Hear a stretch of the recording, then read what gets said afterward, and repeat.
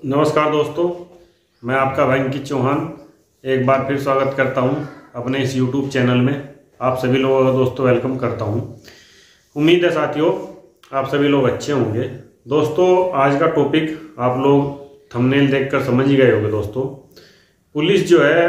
जो ये 107/16 की कार्रवाई है दोस्तों, CRPC की धारा 107/16 की कार्रवाई क्यों करती है और दोस्तों इससे कैसे बचा जाए, इसके क्या कारण है कि पुलिस को 107/16 में आपको जो है पाबंद करना पड़ता है। और दोस्तों इसमें जो अनेक मामले ऐसे आए हैं कि किसी ने किसी के विरुद्ध कोई प्रार्थना पत्र थाने में दिया है तब 107/16 हो गई, और किसी ने कोई ज़मीन का मामला है, किसी ने खरीदी है, किसी ने बेची है। तमाम इस तरह के दोस्तों जो मामले हैं तो उसमें सीधी 107/16 की कार्रवाई हो जाती है। यहाँ तक कि दोस्तों देखने में ये भी आया है कि जो लोग मौके पर उपस्थित भी नहीं है, जिन्होंने कोई लड़ाई झगड़ा भी नहीं किया है, तो उनके विरुद्ध भी 107/16 का नोटिस जारी हो जाता है।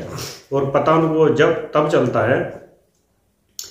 जब वो 107/16 नोटिस उनके पास पहुंच जाता है, या फिर दोस्तों गांव का चौकीदार उनको बताता है कि आप जमानत जाकर करा लीजिए, आपके खिलाफ 107/16 की कार्रवाई हो गई है। तो सबसे पहले तो दोस्तों देखिए जो CRPC की धारा 107/116 है, इसमें क्या लिखा हुआ है, किस आधार पर ये 107/16 की प्रोसीडिंग जो है शुरू की जा सकती है, ये जानना आप सभी लोगों के लिए बेहद ज़रूरी है। दोस्तों मैं आपको बताऊं कि CRPC 107/116 में ये स्पष्ट लिखा हुआ है कि जब तक किसी व्यक्ति के विरुद्ध पर्याप्त आधार ना हो तब तक उसके विरुद्ध 107/16 की जो प्रोसीडिंग है वो शुरू नहीं की जा सकती। या जैसा आपने देखा होगा कि आप अपने घर पर है और आपने कोई लड़ाई झगड़ा कुछ भी नहीं हुआ है तब 107/16 हो गई, ऐसा होता है दोस्तों। और ये लगातार हो भी रहा है दोस्तों, लगातार इसके मेरे पास फ़ोन, व्हाट्सएप पर SMS और जो है लोग कमेंट भी कर रहे हैं।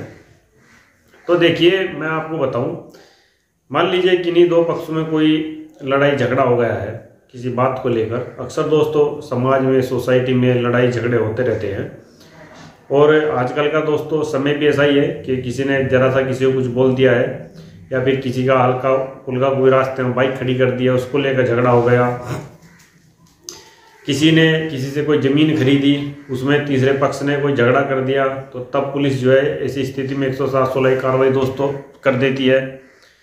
दोस्तों पुलिस का जो मोटिव है वो यही रहता है कि समाज में किसी भी तरह की कोई शांति भंग ना हो। लेकिन जहां दोस्तों वास्तव में कोई शांति भंग होने वाली है या कोई लड़ाई झगड़ा वहां हो सकता है, वहां तो चलो ठीक है कि पुलिस ने जो है भाई एक रिपोर्ट भेजी संबंधित मजिस्ट्रेट को और कहा कि साहब ये फला फला व्यक्ति जो है शांति भंग कर सकते हैं, क्षेत्र में कोई ऐसी गंभीर घटना को अंजाम दे सकते हैं, और इनके विरुद्ध पूर्व में ये जो है अभियोग पंजीकृत है, या ये लोग पहले इस तरह के लड़ाई झगड़े में शामिल रहे हैं, या ये लोग अभ्यस्त अपराधी है,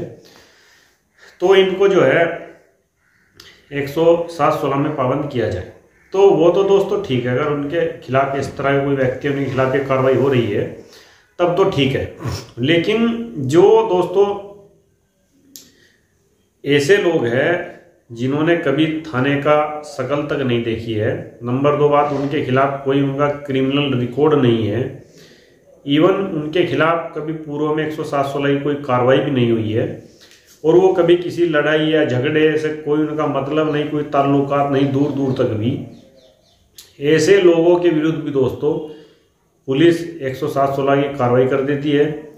और 107/16 की कार्रवाई में उनको पाबंद कर देती है, और नोटिस उनको जारी कर दिया जाता है एग्जीक्यूटिव मजिस्ट्रेट के द्वारा, यानी कि दोस्तों SDM के द्वारा। अब दोस्तों अब आगे देखिए होता क्या है। मान लीजिए आप तो एक अच्छे परिवार से है और कभी किसी लड़ाई झगड़े में नहीं रहे हैं, आपके खिलाफ भी 107/16 नोटिस आ गया, तो दोस्तों जाहिर सी बात है, जो समाज में एक सामान्य व्यक्ति होगा तो जब उसको कोई नोटिस मिलेगा तो जाहिर सी बात है हर व्यक्ति दोस्तों सरकारी नोटिस से डरता तो है ही, फिर उसमें जमानत करानी पड़ती है। लेकिन दोस्तों इसका इस प्रकरण से इस तरह की जो स्थिति बन जाती है कि आपके विरुद्ध 107/16 की कार्रवाई हो गई है, फिर आप सोचते हैं कि हम इसमें जमानत कराए, जमानत कराना ठीक रहेगा या फिर इसको जो है हम बाहर कैसे निकले या इससे कैसे बचे। हमारी जो नौकरी है या किसी बच्चे का नाम डाल दिया तो उसका कैसे निकलेगा या उसकी नौकरी पे इसका क्या इफेक्ट पड़ेगा। तमाम जो बातें हैं दोस्तों वो घर के बड़ों छोटों सबके दिमाग में ये बातें आती है इस तरह की, और मानसिक रूप से भी दोस्तों व्यक्ति परेशान होता है। तो देखिए मैं आपको बताऊं, जब भी 107/16 नोटिस जारी हो उन लोगों के खिलाफ, जैसा कि मेरे पास अक्सर फोन आ रहे हैं कि सर हम कभी कोई हमारा इस तरह कोई रिकॉर्ड नहीं है और किसी लड़ाई झगड़ा किसी बलवे में हम लोग शामिल नहीं रहे, हमारे विरुद्ध भी 107/16 की कार्रवाई हो गई है। नंबर एक बात तो दोस्तों आपको ध्यान रखनी है कि हमेशा नोटिस में, जब भी नोटिस जारी होगा आपके खिलाफ, उसमें एक चीज लिखी होती है कि आप कारण बताइए कि क्यों ना आपको 6 महीने के लिए पाबंद किया जाए। वहां दोस्तों कारण बताने के लिए बोलते हैं। तो यदि आप मौके पर नहीं है, आपकी 107/16 कर दी गई है, तो आप उनको जाइए और लिखित एक एप्लीकेशन दीजिए उनके कोर्ट में जाकर और उनको बताइए कि श्रीमान इस दिनांक को जो है मैं मौके पर उपस्थित नहीं था, मेरे द्वारा कोई इस तरह झगड़ा फसाद नहीं किया गया है, मेरा क्रिमिनल रिकॉर्ड दिखवा लीजिए, मेरा कोई इस तरह थाने में रिकॉर्ड नहीं है। दूसरा, मैं समाज का एक प्रतिष्ठित व्यक्ति हूं, आप वहां पता करवा लीजिए। नंबर 3, आप इस प्रकरण की दोबारा दोस्तों दोबारा जो है किसी अन्य अधिकारी से इसकी जांच करा लीजिए। तो दोस्तों जब आप ये अपना प्रत्युत्तर देते हो तो उस उत्तर में तमाम आप बातें लिखते हो, तो एसडीएम जो एग्जीक्यूटिव मजिस्ट्रेट है वो भी ये देखते हैं कि जो सामने वाला व्यक्ति है वो अपना जवाब लिखित में दे रहा है, तो कहीं ना कहीं उसकी जो बातें हैं सुननी चाहिए, उनकी जांच होनी चाहिए कि कितनी सही है कितनी गलत है। तो उसके बाद दोस्तों आपके उस पत्र पर एसडीएम निर्णय लेंगे और आपके पत्र पर जांच होगी और जांच के उपरांत फिर आपको आगे की कार्रवाई के बारे में बताया जाएगा। दोस्तों सीधे आपको जो है जमानत नहीं लेनी है यदि आपने कुछ नहीं किया है। तो यहाँ पर मैं आपको बता दूं, जो व्यक्ति बिल्कुल निर्दोष है, जिन्होंने कुछ नहीं किया है, तो उनको सीधे तौर पर जमानत जो है नहीं लेनी है कोर्ट से। और जैसे मैंने आपको बताया दोस्तों, आप स्टेप बाय स्टेप चलिए। दूसरा जो है दोस्तों, जब आप ये करते हो तो जो पत्र आप कोर्ट में देते हो, या तो आप वहां से उसकी रिसीव ले लीजिए प्राप्ति, या फिर दोस्तों आप उसको अगर प्राप्ति वहां से नहीं देते डाक के द्वारा भेज दीजिए उनको। एक पत्र वैसे दे दीजिए, दूसरा फिर डाक के द्वारा भेज दीजिए। उससे क्या होगा कि आपके पास साथियों एक रिकॉर्ड रहेगा। रहा सवाल दोस्तों आपकी नौकरी का, दोस्तों देखिए नौकरी पर इसका कोई फर्क नहीं पड़ता है, लेकिन फिर भी जब भी 107/16 की प्रोसीडिंग खत्म हो जाए यानी निमट जाए मुकदमा, तो आप वहां से एसडीएम कोर्ट से हमेशा नकल सवाल डालकर उसकी एक नकल ले ले कि उस मामले में उस आदेश में एसडीएम के द्वारा लिखा क्या गया है, वो जरूरी है। वैसे दोस्तों में सब बरी होते हैं। और उसके बाद आप संबंधित थाने से वो रिकॉर्ड अपना क्लियर करा लें। वो जब आप वहां से आदेश की नकल लेकर जाएंगे एसडीएम कोर्ट से और उसको थाने में जाकर देंगे एप्लीकेशन लगाकर, जैसे श्रीमान ये मुकदमा खारिज हो गया है, हम लोग इसमें बरी हो गए हैं और हमारा जो है यहाँ से रिकॉर्ड थाने से क्लियर कर दिया जाए, तो थाने वाले जो है आपका रिकॉर्ड वहां से क्लियर कर देंगे। तो दोस्तों जो लोग इस बात से डरते हैं, घबराते हैं कि हमारी नौकरी पे इसका इफेक्ट पड़ेगा, तो मैं इसलिए आपसे कह रहा हूं कि यदि आपने कुछ नहीं किया है, आपकी 107/16 की कार्रवाई हो गई है। और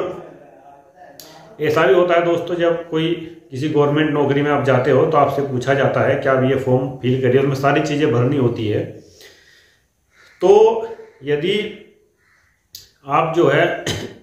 आपके विरुद्ध कार्रवाई हो गई, फिर आप दोबारा आपकी इसमें जांच हुई, उस जांच में आप निर्दोष पाए गए, तो वो जांच रिपोर्ट की कॉपी आप उसके साथ संलग्न कीजिए और बताइए कि हमारे विरुद्ध ये कार्रवाई जो है हो गई थी, लेकिन ये कार्रवाई झूठी थी, गलत थी और ये उसकी जांच रिपोर्ट की कॉपी है। दोस्तों इस तरह के जो ये मुकदमे 107-16 के, मेरा कहना सिर्फ ये है कि अगर आपके खिलाफ ठीक है कार्रवाई हो गई, हो भी जाती है, तो उसका आपके पास एक्सप्लेनेशन होना चाहिए कि श्रीमान ये कार्रवाई हाँ हुई थी, लेकिन ये कार्रवाई हमारे विरुद्ध गलत हुई थी, हमने इसको चुनौती दी, हमने इसकी जांच कराई और जांच में पुनः मामला जो है झूठा पाया गया, हमारा नाम जो है किसी ने गलत डलवा दिया था। ऐसे काफ़ी सारे प्रकरण हैं मित्रों, जहाँ लोग एक दूसरे से चिढ़कर नाराज़गी रखकर किसी के बच्चे का नाम लिखवा देते हैं। कोई बच्चा, लड़की या लड़का स्कूल में पढ़ रहा है, देख रहा है कि भाई ये नौकरी लगने वाला है, तो कोई झगड़ा हुआ, कोई बलवा हुआ, उनका नाम लिखवा देंगे कि साहब ये भी झगड़े में था। अब ऐसे में परिवार जो है दोस्तों काफ़ी घबरा जाता है, डर जाता है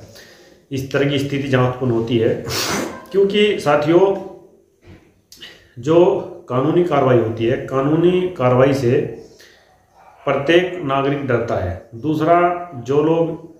सीधे साधे हैं, कभी इस तरह कोई बात उन्होंने नहीं की है, कानून का पालन करने वाले लोग हैं, तो दोस्तों वो तो वैसे भी कानून से बहुत डरते हैं। और फिर उनके विरुद्ध इस तरह की कार्रवाई अगर हो जाए तो दोस्तों ये गलत तो है ही, बिना बेवजह किसी के विरुद्ध कोई कानूनी कार्रवाई नहीं होनी चाहिए, लेकिन हो जाती है दोस्तों, तो डरना जो है स्वाभाविक सी दोस्तों बात है। तो साथियों यदि इस संबंध में आपको और कोई जानकारी चाहिए तो आप मुझे मेरे व्हाट्सएप नंबर पर बता सकते हैं और मुझे कमेंट करिए दोस्तों। वीडियो यदि अच्छा लगा हो तो वीडियो को दोस्तों ज़्यादा से ज़्यादा शेयर कीजिए और चैनल को हमारे सब्सक्राइब कीजिए। और दोस्तों आप बताइए इस संबंध में कोई और जानकारी आपको अगर चाहती हो तो आप मुझे कमेंट बॉक्स में ज़रूर बताओ। तो साथियों उम्मीद है आप समझ गए होंगे सीआरपीसी की धारा 107-116 पुलिस क्यों करती है। और दोस्तों यदि किसी के विरुद्ध गलत हुई है तो मैंने जैसे आपको बताया आप उसमें एक्शन जरूर लीजिए, क्योंकि आपके पास दोस्तों एक जवाब होना चाहिए, एक उत्तर होना चाहिए ये बताने का किसी को। मान लीजिए कल को किसी एग्जाम में आपसे किसी ने पूछ लिया, आपका कोई एग्जाम हो रहा है कि ये बताइए आपके विरुद्ध जो 107-16 की कार्रवाई क्यों हुई थी,